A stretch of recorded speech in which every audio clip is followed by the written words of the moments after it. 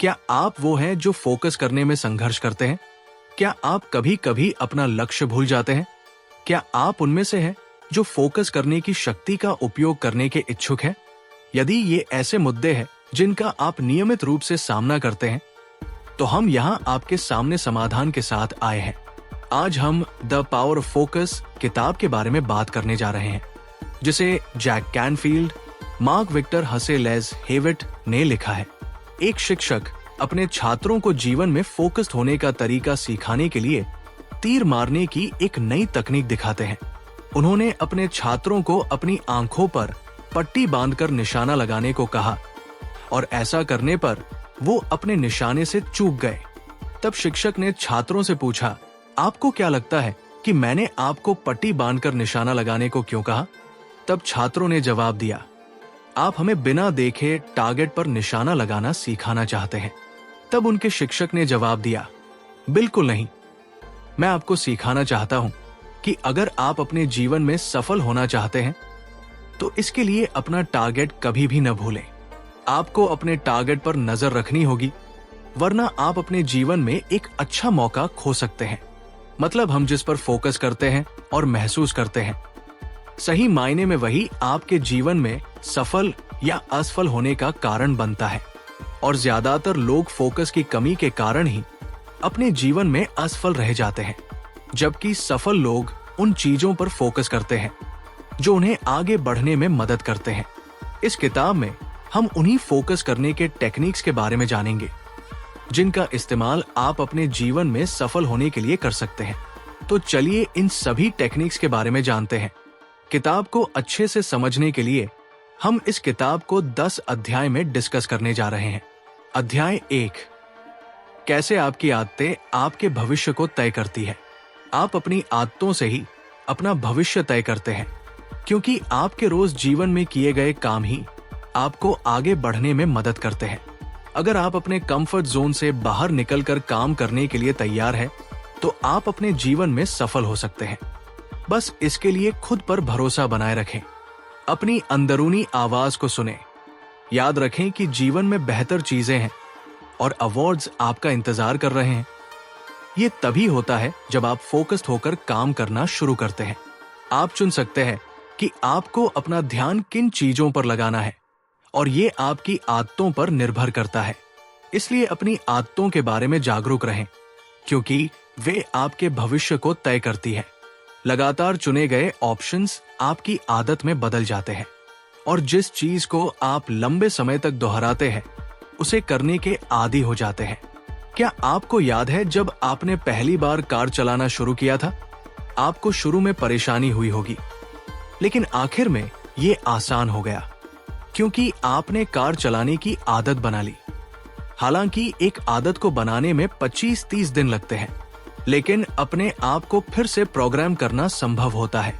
आपके पास हर बार ऑप्शंस मौजूद होता है।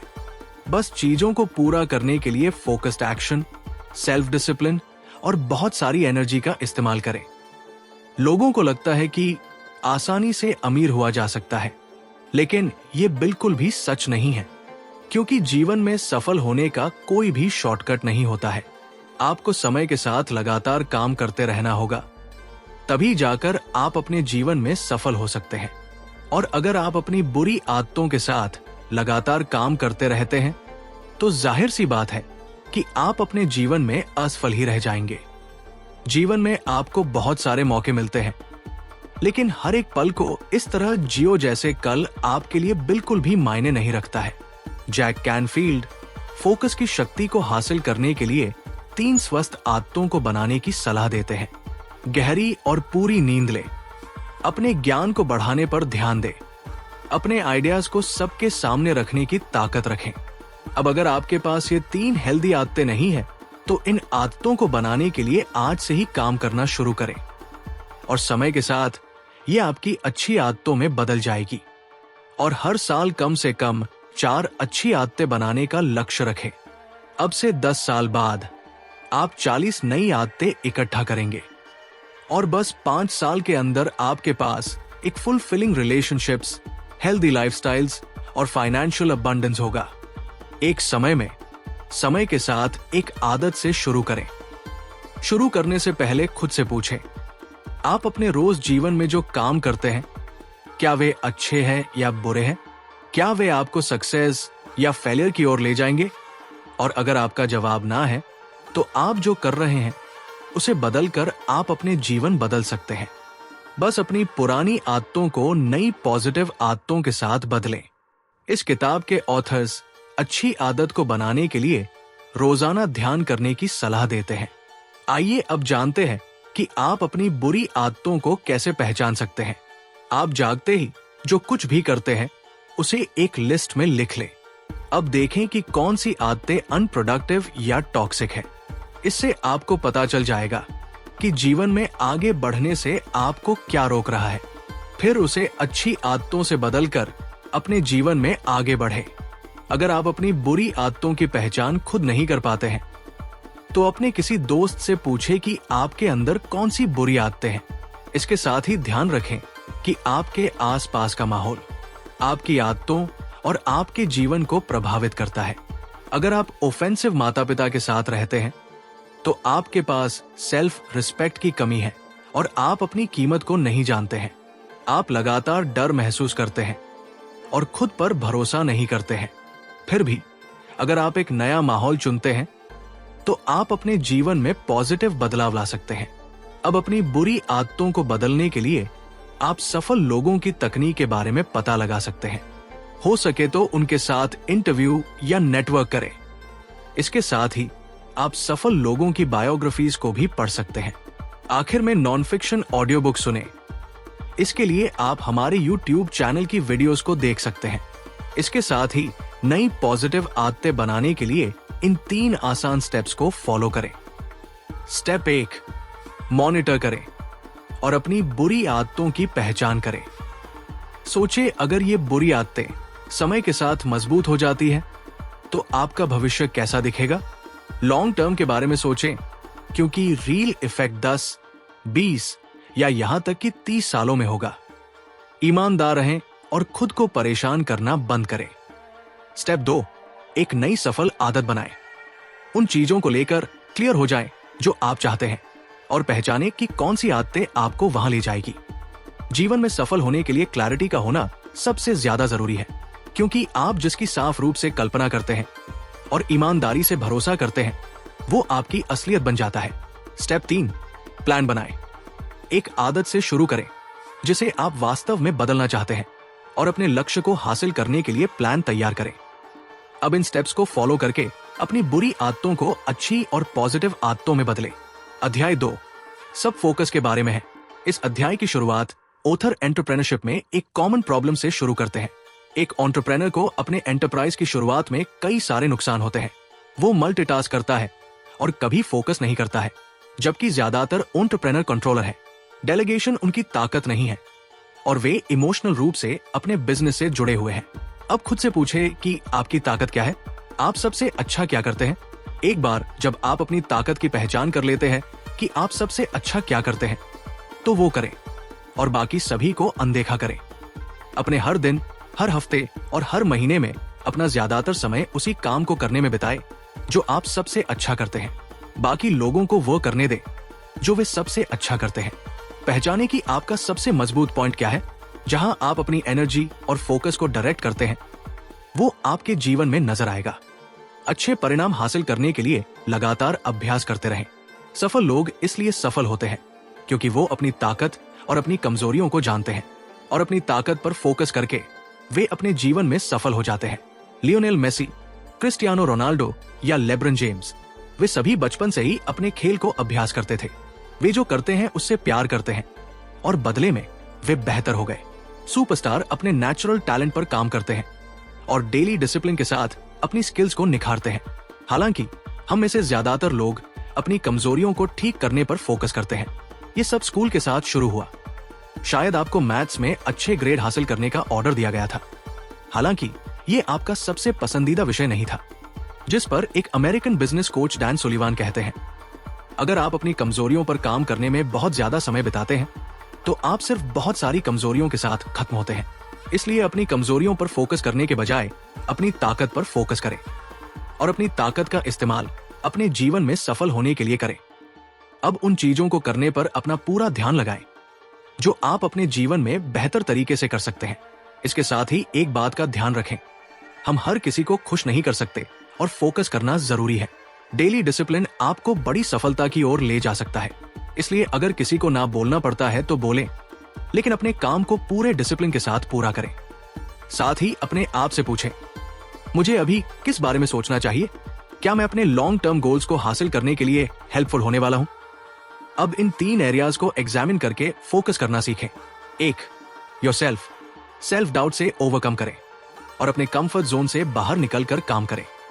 2, अदर पीपल, उन लोगों से सावधान रहें जो चाहते हैं कि आप उनकी प्रायोरिटीज पर काम करें और अपनी प्रायोरिटीज को खुद तय करें। 3, मेल और टेलीफोन, हर 2 मिनट में अपने फोन को चेक करना बंद करें और काम करते वक्त अपने फोन को खुद से दूर रखें। एक बेहतर भविष्य आपका इंतजार कर रहा है, लेकिन इसके लिए सबसे पहले अपने फिजूल के कामों से छुटकारा पाएं और उन कामों को करने पर ध्यान दें जो आपको आपके जीवन में आगे बढ़ने में मदद करेंगे। अध्याय 3, क्या आप बड़ी पिक्चर देखते हैं? जीवन में क्लैरिटी का होना सबसे ज्यादा जरूरी होता है। अगर आपको पता ही नहीं होगा कि आप अपने जीवन में क्या हासिल करना चाहते हैं, तो जाहिर सी बात है कि आप अपने जीवन में सफल होने के लिए काम ही नहीं करेंगे। इसलिए सबसे पहले गोल तय करने को आदत बनाएं। ये आपके जीवन को काफी बदल सकता है। आप नए लक्ष्य बना सकते हैं, उन पर काम कर सकते हैं, प्लान्स लिख सकते हैं और समय सीमा तय कर सकते हैं।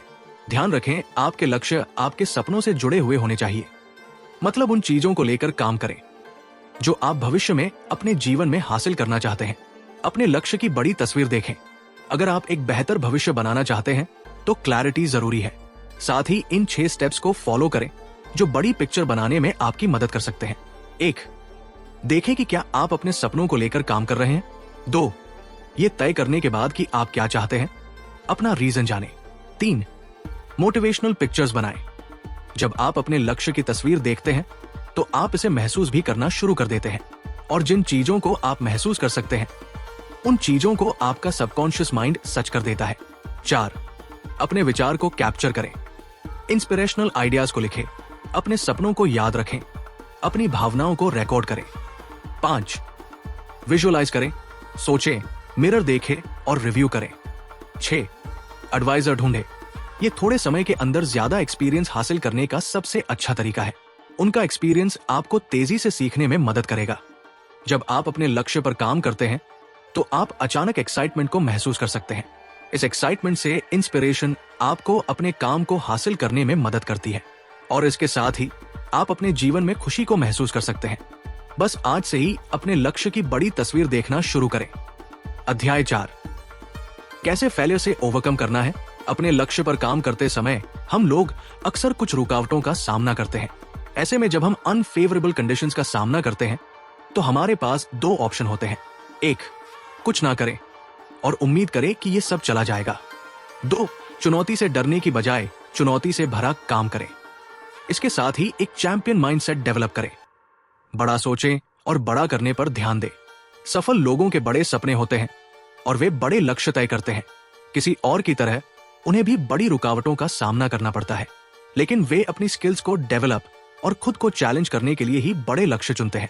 इसलिए चैंपियन की तरह सोचना शुरू करें। इसके साथ ही शिकायत करना बंद करें और दूसरा तरीका ढूंढें। भरोसा हमें लगभग किसी भी चीज से उबरने में मदद कर सकता है। कुछ लोग अटूट भरोसे के साथ कैंसर तक को हरा देते हैं। इसी तरह जब आप परेशानियों का सामना करते हैं तो भरोसा रखें कि आपकी परेशानियां दूर हो जाएंगी। साथ ही आगे बढ़ने के लिए हमेशा तैयार रहें। अपनी हार से कोशिश करना बंद न करें। भरोसा रखें कि आप आगे बढ़ सकते हैं और अपनी कोशिशों से आप सफल हो सकते हैं। बस अपनी हार से सीखकर आगे बढ़ने पर ध्यान दें। अध्याय 5, कैसे एक्सीलेंट संबंधों को बनाया जाता है। जिन लोगों के साथ हमारे अच्छे संबंध होते हैं वे हमें अमेजिंग मौकों की ओर ले जा सकते हैं। हमारे जीवन को स्पाइरल के रूप में देखा जा सकता है। ये या तो ऊपर की ओर स्पाइरल है या नीचे की ओर। ऊपर की ओर स्पाइरल उस समय को दिखाता है जब सब कुछ सही ढंग से चलता है। जब आपके पास अच्छे संबंध होते हैं तो आप अपने बारे में अच्छा महसूस करते हैं और आपका आत्मविश्वास हाई होता है और अपने ऊंचे आत्मविश्वास के जरिए आप अपने जीवन में अच्छे परिणाम हासिल कर सकते हैं। इसलिए अपने संबंधों को नर्चर्ड, एक्सपैंडेड और एनरिच्ड बनाएं। जब तक कि ये लंबे समय की दोस्ती या बिजनेस रिलेशनशिप्स न बन जाए। नीचे की ओर स्पाइरल तब दिखाई देता है जब चीजें उलझना शुरू हो जाती है, जीवन मुश्किल हो जाती है और स्ट्रेस बढ़ जाता है। चुनौतियां और कठिनाइयां आपके सफलता के बीच में आ जाती है। तो उन छोटे कारणों का पता लगाएं जिनके कारण संबंध टूट गए हैं। ऐसा करके आप अभी भी जो हुआ उससे सीख सकते हैं और अपने भविष्य के संबंधों को बेहतर बना सकते हैं। जो लोग आपको आपके लक्ष्य से भटका देते हैं, ऐसे लोगों को ना करना सीखें और उनसे दूर रहते हुए अपने लक्ष्य पर फोकस करें। जीवन में सच्ची खुशी उन लोगों के साथ समय बिताने से आती है जो लगातार आपकी आत्मा को मोटिवेट, नर्चर और फिल करती है। उन लोगों की पहचान करने के लिए खुद से ये 3 सवाल पूछें। क्या आप उन्हें पसंद करते हैं? क्या आप उन पर भरोसा करते हैं? क्या आप उनकी रिस्पेक्ट करते हैं? याद रखें कि आप उन 5 लोगों में से एवरेज हैं जिनके साथ आप सबसे ज्यादा समय बिताते हैं। इन सभी के साथ आप जो भी काम करते हैं उसको लेकर ईमानदार रहें। ईमानदार होकर आप पॉजिटिविटी के साथ अपना काम पूरा कर सकते हैं। अब अपने जीवन में आगे बढ़ने में मदद लेने के लिए एक एडवाइजर चुनें।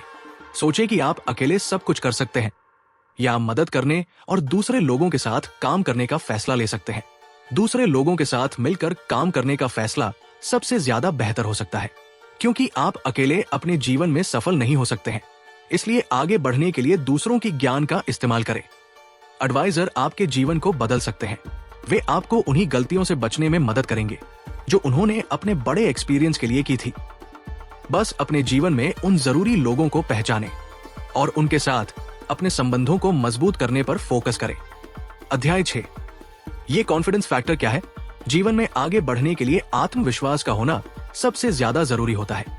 अपने आत्मविश्वास को बढ़ाने के लिए इन 6 तरीकों को अपनाएं। 1, आपने जो कुछ भी अच्छा किया उसे याद करें और उसे हर दिन याद रखें। 2, सफल लोगों की बायोग्राफीज पढ़ें।